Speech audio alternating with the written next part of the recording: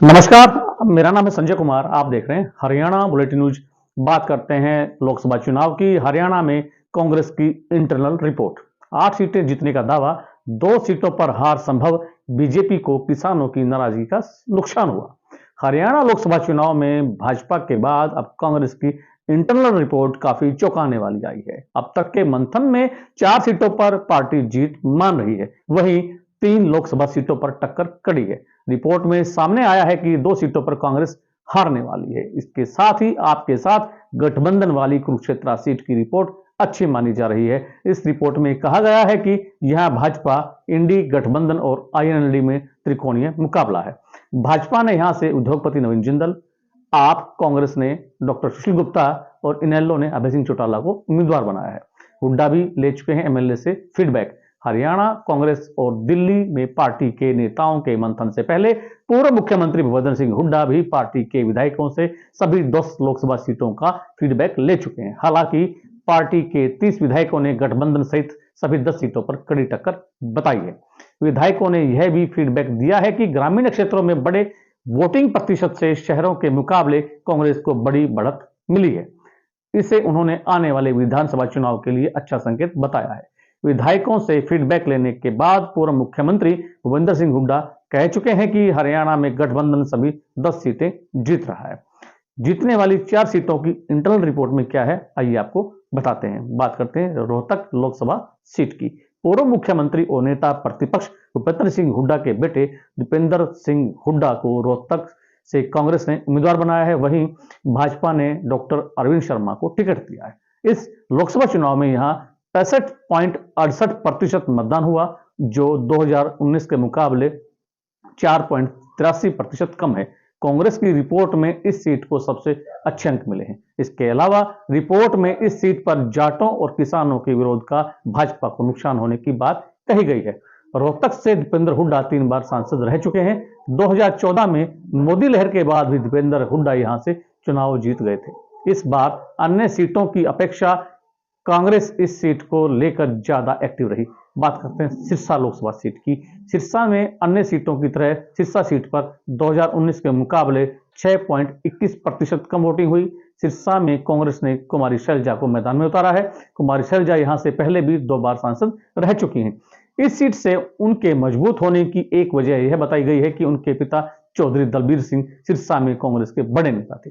कांग्रेस की internal report में किसानों और जाटों ने एकजुट होकर पार्टी कैंडिडेट के पक्ष में वोटिंग करने की बात कही गई है। इसके अलावा यह भी कहा गया है कि भाजपा के उम्मीदवार अशोक तंवर का पार्टी बदलने को लेकर यहां के लोगों ने काफी विरोध किया। इसके अलावा किसानों का विरोध भी उन्हें झेलना पड़ा। बात करते हैं सोनीपत लोकसभा सीट की। सोनीपत यहां से कांग्रेस के सतपाल ब्रह्मचारी को टिकट दिया गया, जबकि भाजपा ने सिटिंग एमपी रमेश चंद्र कोसी का टिकट काटकर विधायक मोहनलाल बड़ोली को उम्मीदवार बनाया। सतपाल ब्रह्मचारी सन्यासी हैं और हरिद्वार में उनके आश्रम हैं।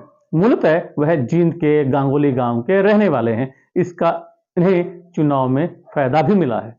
इनके पक्ष में यह भी कहा जा रहा है कि जींद जिले में पहली बार किसी बड़े दल ने अपना उम्मीदवार चुना है। जींद की 3 विधानसभाओं से उन्हें अच्छी लीड मिली है। रिपोर्ट में इसका जिक्र है। यह सीट जाट बहुल्य है और जाट पहले से ही भाजपा का विरोध कर रहे थे। इसके अलावा यहां भाजपा को भीतरघात का भी नुकसान उठाना पड़ेगा। बात करते हैं भिवानी और महेंद्रगढ़ लोकसभा सीट की। कांग्रेस की इंटरनल रिपोर्ट में इस सीट को विनिंग लिस्ट में रखा गया है। यहां से कांग्रेस के विधायक रावदान सिंह को उम्मीदवार बनाया था, जबकि भाजपा ने यहां से सिटिंग एमपी हैं धर्मवीर सिंह को टिकट दी है। 15 सालों में इस सीट पर सबसे कम मतदान हुआ है। कांग्रेस इसे पॉजिटिव लेकर चल रही है। रिपोर्ट में बताया गया है कि कांग्रेस उम्मीदवार की विधानसभा में सबसे अधिक मतदान हुआ है, जबकि नांगल चौधरी में सरकार में राज्य मंत्री डॉक्टर अभय सिंह भाजपा विधायक हैं। यहां सबसे कम वोटिंग हुई है। बात करते हैं चुनाव की, और इसके अलावा ग्रामीण क्षेत्रों से बड़े वोटिंग प्रतिशत की रिपोर्ट कांग्रेस के पक्ष में बताई गई है। रिपोर्ट में यह भी बताया गया है कि हार को देखते हुए भाजपा कैंडिडेट घर बैठ गए थे। उन्होंने अपने पास चुनाव के लिए पैसा न होने की बात चुनाव प्रबंधन समिति तक को बता दी थी। इन 2 सीटों पर हार की रिपोर्ट है। बात करते हैं करनाल की। करनाल की इंटरनल रिपोर्ट में करनाल को हार की लिस्ट में डाला गया है। इसकी वजह बताई गई है कि यहां से भाजपा ने सबसे मजबूत कैंडिडेट पूर्व मुख्यमंत्री मनोहर लाल खट्टर को उम्मीदवार बनाया था। इसके अलावा कांग्रेस के दिव्यांशु बुद्धिराजा नया चेहरा थे। कांग्रेस की और बीजेपी की ये जो टक्कर थी ये बड़ी देखने लायक थी। रिपोर्ट में यह भी बताया गया है कि यदि यहां से पार्टी किसी अन्य चेहरे को उम्मीदवार बनाती तो भाजपा से टक्कर की स्थिति बन सकती थी। यह भी बताया गया है कि इस सीट पर भाजपा का जीत का मार्जिन 2 लाख से अधिक का होगा। बात करते हैं गुरुग्राम लोकसभा सीट की। भाजपा ने यहां से 5 बार सांसद रह चुके राव इंद्रजीत को उम्मीदवार बनाया है। वहीं कांग्रेस ने यहां से फिल्म अभिनेता राज बब्बर को उम्मीदवार बनाया है। राव इंद्रजीत का केंद्र सरकार में मंत्री रहना और उनके पक्ष में ये रहा है। इसके अलावा वह लोगों के बीच काफी सक्रिय भी रहे हैं। वो ऐसा नेता रहे हैं जो लोगों के बीच में जुड़े रहे हैं, लोगों के बीच उनका आना जाना था लगातार। इनके मुकाबले राज बब्बर गुरुग्राम के लिए नया चेहरा रहे हैं। पार्टी नेताओं का भी प्रचार के लिए साथ नहीं मिलना पाया गया है। इसके अलावा पार्टी के किसी भी बड़े नेता की उनके पक्ष में रैली नहीं हुई है। इसका नुकसान पार्टी को हो रहा है। यही वजह है कि इस सीट को कांग्रेस ने हार की लिस्ट में डाला है। बात करते हैं अंबाला, हिसार और फरीदाबाद में कड़ी टक्कर हुई। रिपोर्ट है कि अंबाला, हिसार और फरीदाबाद में कड़ी टक्कर है। इन सीटों में अंबाला, हिसार और फरीदाबाद को शामिल किया गया है। अंबाला में पूर्व केंद्रीय मंत्री दिवंगत राम रतन कटारिया की पत्नी बंतो कटारिया को भाजपा ने प्रत्याशी बनाया है। उन्हें वरुण मुलाना कड़ी टक्कर दे रहे हैं। इसका सबसे बड़ा कारण भाजपा का ग्रामीण क्षेत्रों में विरोध बताया जा रहा है। वहीं हिसार में कांग्रेस उम्मीदवार जयप्रकाश उर्फ जेपी की रिपोर्ट भी अच्छी नहीं है।